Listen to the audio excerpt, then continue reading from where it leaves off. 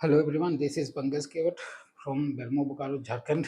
और पिछले क्लासेस में हम लोग ने रेगुलेशन नंबर 11 देखा था और आज की क्लासेस है regulation number 12, examination and examiner. Examination यानी कि परीक्षा, एंड एग्जामिनर परीक्षा देने वाला। इससे अब क्या तात्पर्य समझते हैं, या फिर ये रेगुलेशन बनाने की क्या मुख्यतः बात रह गई। तो एक्चुअली एक्चुअली बात ऐसा है कि कोई भी एग्जामिनेशन या फिर एग्जामिनर के बिना हो नहीं सकता। एंड एग्ज़ाम होने के बाद ही जो रिजल्ट आती है उसी के आधारित पे बोर्ड सर्टिफिकेट देती है, यानी कि पासिंग बोर्ड सर्टिफिकेट देती है। तो मुख्यतः उसी बिंदु पे देखते हुए ये रेगुलेशन बना है। तो चलिए चलते हैं दी एग्जामिनर एंड एग्जामिनेशन। तो पिछले क्लासेस में जो हमने बताया था कि 7 सर्टिफिकेट ग्रांट करती है, 7 टाइप्स ऑफ सर्टिफिकेट ग्रांट करती है बोर्ड। तो 7 सर्टिफिकेट में पहला सर्टिफिकेट हमने बताया था manager, first class manager competitive first class manager certificate. then after second class manager certificate, then after mining survey certificate, then after mining sardar certificate, and overman certificate, and man winding certificate, और last guest testing certificate.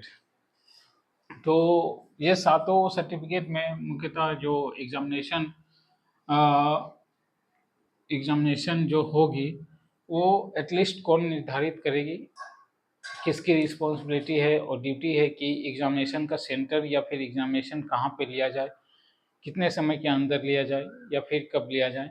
तो ये board की ही responsibility and duty रहती है कि examination का centre कहाँ लिया जाए। तो पहला पॉइंट मैंने ये लिखा एग्ज़ाम कि बोर्ड चाहे तो अपने तरीके से कोई भी एग्ज़ाम कोई कहीं टाइम एंड शेड्यूल फिक्स करके ले सकती है, और बोर्ड की ही रिस्पॉन्सिबिलिटी बनती है कि ये 7 सर्टिफिकेट ग्रांट करने के लिए या फिर 7 सर्टिफिकेट की जो एग्जामिनेशन होती है वो बोर्ड ही तय करेगी।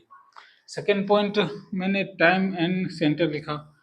ये टाइम एंड सेंटर बोर्ड के निर्धारित ही होती है कि अगर बोर्ड चाहे तो मैं भी इसे ओवरऑल इंडिया कहीं भी एग्जामिनेशन और टाइम एंड सेंटर दे सकती है, लेकिन मुख्यतः बेसिकली डीजीएमएस अपने ही रेडियस के एग्ज़ाम में एग्जामिनेशन सेंटर को चॉइस करती है।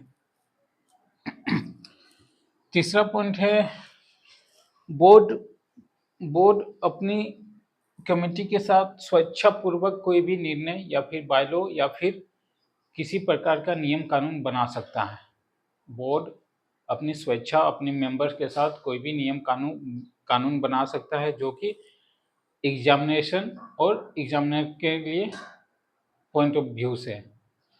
तो ये तीसरा पॉइंट कहता है मेक ए बायलॉ।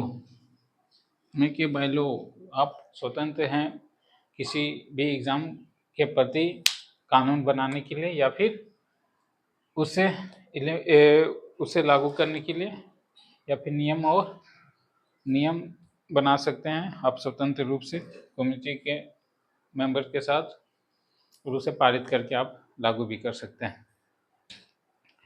मैंने बताया अभी तक बोर्ड के जो कमेटी होते हैं उसमें छः मेंबर होते हैं। 6 मेंबर में एक चेयरमैन, फिर सेक्रेटरी, बाकी 4 जनरल सदस्य के रूप में होते हैं। तो चलिए रेगुलेशन नंबर 12 एग्जामिनेशन के बारे में क्या पॉइंट ऑफ व्यू लिखी गई है बुक में। तो पहला पॉइंट कहता है certificate shall be granted to candidate after such examination and such in the form of board may be specified.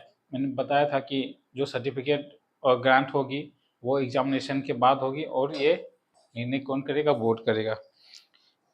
Provided that the board may subject to such condition specified bylaw except any person from appearing if the examination or part of thereof granted by the certificate refer in regulation number. Board अपनी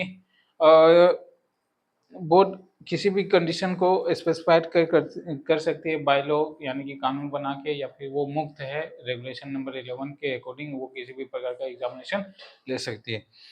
second point कहता है examination shall be held at such a time and at such centre में be fixed by board and thus shall conducted by the examination appoint by the board। मैंने बताया था कि जो board होती है वो अपने तरीके से टाइम एंड शेड्यूल फिक्स कर सकती है, time and schedule and location fixed कर सकती है, और ये टाइम मुख्यतः रूप से नॉट मोर देन 6 मंथ निर्धारित की जाती है, यानी कि 6 महीने से पहले आपको अगर एग्जामिनेशन लेना है तो 6 महीने पहले नोटिस देती है। तो हमारा थर्ड पॉइंट है the examination refer in sub regulation two shall be subject to order in board respect all matters relating the conduct examination and shall be receiving recommendation at the board section and the central government may fix। जो examination board लेगी वो अपनी सारे matters को conduct करेगी examination के रूप में, एंड बोर्ड की भी ये एक और रिस्पॉन्सिबिलिटी होती है कि वो सेंट्रल गवर्नमेंट को ये सारे निर्धारित सूचना या फिर बातें को फिक्स करके रखेंगे। इसके बाद पॉइंट 4 है the board may make bylaw as to the procedure for the and conduct of the examination granting certificate of the competition and fitness of the required of these regulations will be as so far practicable provided a standard knowledgeable required is granted by the certificate particular standard medical fitness and shall be informed through the territories or the relation the provided board may be take decision no matter not specified by law and which may be to हाँ board चौथा point ये भी कहता है कि board तो स्वतंत्र है अपनी बायलॉ बनाने के लिए, एंड इसमें एक पॉइंट और इसमें लिखा गया है कि बोर्ड हमेशा रिक्वायर करेगी मेडिकल फिटनेस के लिए, जो कि मैंने बताया था मेडिकल फिटनेस के लिए, and knowledgeable the particular standard medical fitness and uniform through the regulation provided a fitness practicable and the provided the standard of the knowledge required can take a decision on any matter not specified by the law which may be brought at disposal take a decision। इसके बाद last point में ये भी बताया गया कि board चाहे तो कोई भी डिसीजन ले सकती है जो मुख्यतः इन रेगुलेशन के अकॉर्डिंग, या फिर कुछ बातें जो नहीं लिखी गई है वो बोर्ड चाहे तो कुछ भी डिस्कशन ले सकती है। ये हमारा regulation number 12 examination and examiner ख़त्म हो चुकी है अप्रोक्स में। इसमें कुछ इस तरह का बात है नहीं कि कोई डाटा वूटा है नहीं कि आपको बताया जाए, बट फिर भी एग्जामिनेशन पॉइंट ऑफ व्यू से हमें सब चीज़ पढ़ना होगा। तो आज की क्लासेस यहीं समाप्त करती हैं। बहुत बहुत धन्यवाद। Thank you.